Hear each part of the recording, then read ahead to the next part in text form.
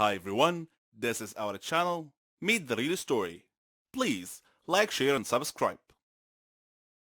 My name is Patricia, and I'm 17 years old. I live with my parents and my three siblings in a poor neighborhood. My father worked day and night, and my mother was a nurse. They struggled and did their best to make ends meet. I got used to seeing Dad come home from work with a sad look on his face, but Mom was very supportive. She would tell him that she was always on his side.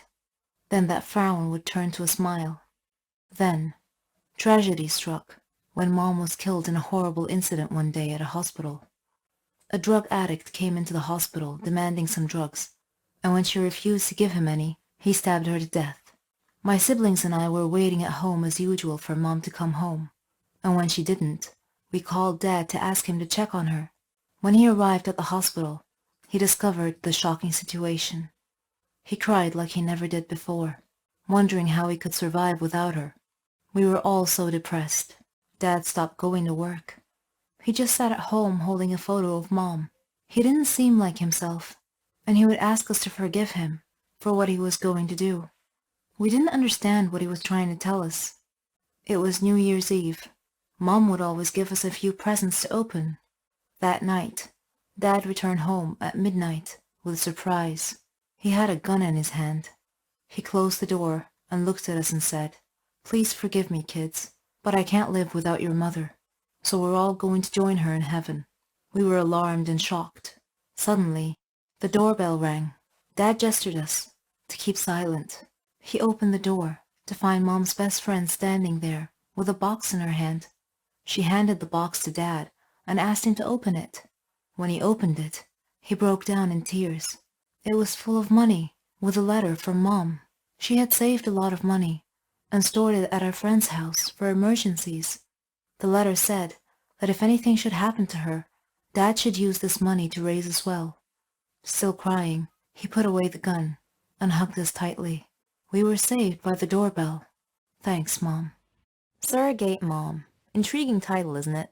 I confess I didn't expect to be a mom at such a young age, but the circumstances often determine the path we should take for us.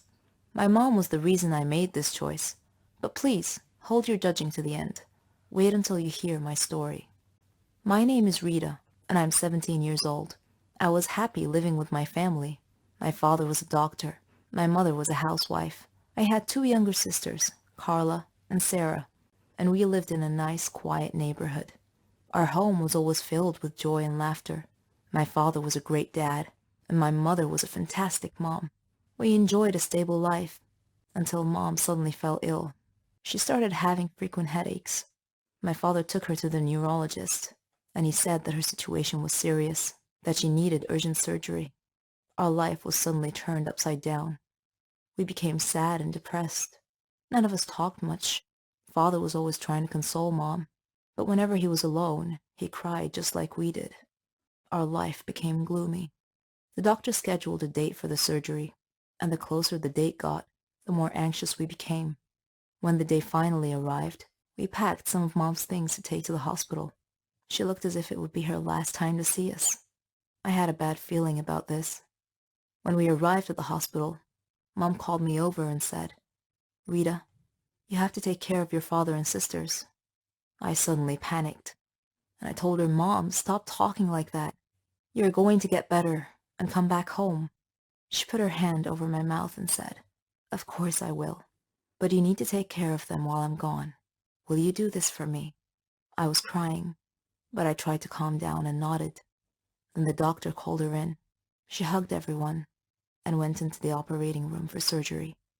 We waited outside the room, worried. After a short while, the doctor came out and called my father in quickly. I knew what had happened from the expression on the doctor's face. Father came back out a few minutes later and looked at us. We were crying, and he hugged us. Our life fell into a miserable, boring routine. Father and my sisters were always sad, and I did my best to try and take care of them. One day, Father called me to him and said, "You know how much I love you, all of you, but sometimes we have to make difficult decisions." I didn't like the sound of that. He said that he's going to have to get remarried. I took 2 steps back and said, "Get married again?" "But why?" And he told me He told me we needed someone to take care of us. And he knows that no one can take my mother's place, but I didn't want him to finish. And I said, Father, I will never take Mother's place. And no one ever can, but I will do my best. I'll do everything she used to do. I'm old enough and responsible enough. I can handle this. Besides, I promised Mom that I would. He looked at me intently and gave up the idea of getting remarried right away. At first it was very hard for me to learn to do all the things, the cleaning, the cooking, but I got used to it, step by step. I searched the internet for tips to make my job easier and more efficient. I asked my sisters not to make a mess at home, and they were more than helpful. I would buy them presents every now and then. My cooking improved after many failed attempts. Whenever I got tired and wanted to quit, I would just remember Mom's face, and it would give me strength to go on. 10 years later, I am still the mom of the house. Dad hasn't remarried yet. My sisters grew up and are doing well in their studies. Our flat is always clean, and we're happy again. The road has been long, but I did what I had to, and I did it well. Being famous is a dream for most people, but achieving this particular dream is not easy. It takes a lot of perseverance, and maybe even some luck. Listen to my story. My name is Rona, and I'm 18 years old. I live with my mom and my sister. My dad passed away long ago. We live in a very poor neighborhood, where drug dealing and death are everywhere. My mom is a nurse, but even so, her salary is barely enough to make ends meet. I have always wanted a better life. I often admired famous people, like singers and actors, and I imagined myself living in their world of fame and glamour. What I would give to be a famous person like them. I had a dream. I wanted to be a clothes designer or a fashion model. I would draw different styles of clothes and stand in front of the mirror, posing like a model. I just knew that my clothes would fit perfectly. But here's the thing. I wasn't thin enough to be a model. This was the obstacle between me and my dream, so I decided to go on a diet while searching for a job. One day, I read the news about some famous clothes designer and learned that a fashion show was going to be held near my area soon.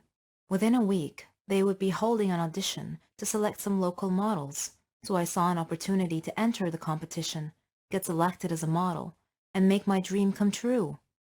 I did everything I could to lose weight. When the audition day came, I tried to get in the fashion show, but the security guards wouldn't let me pass because I looked too ordinary. So I went home, dressed up like a princess, and then returned, looking more important. I was allowed in. I saw many fit girls with nice slim figures. They were so beautiful, and seemed so enthusiastic about the audition and their chances of being selected. I felt like I was watching a fashion magazine photo shoot. I signed up for the audition. One by one, the girls performed in front of the judges. Some came out sad, and some came out ecstatic. After seeing this fierce competition, with many beautiful girls being turned down, I lost hope and turned around to leave. That was when I bumped into a woman. Her name was Linda. I excused myself and said, "I'm sorry, I wasn't paying attention." Linda replied, "It's okay. Are you one of the competitors?" "Yes, I wanted to, but seeing all these beautiful girls, I don't think I have a chance. Goodbye." "No. You shouldn't give up so easily," she said. Her kind manner persuaded me to turn around and try out for the audition anyway. As I walked onto the stage, I noticed that Linda was one of the judges. She winked at me as our eyes met. I did my best. Once my audition was over, I looked at Linda, and she smiled and gestured with her head that I had done well. However, one judge told me that my performance was good, but my figure was not. I needed to lose more weight. Linda told me that I was put on a list of potential models with the stipulation that I could re-audition if I lost more weight, so I buckled down and really hit the diet hard. I began starving myself. Mom felt miserable watching what I was putting myself through. I managed to lose about 40 kilos. Unfortunately, I had become so thin so quickly that my health began to suffer. I started feeling depressed and even got dizzy at times. When the next audition day came, I entered the audition room. and once again met Linda. She looked at me with worry on her face and said, "What have you done to yourself?" "You told me to do my best, so I did," I said. I walked onto the stage.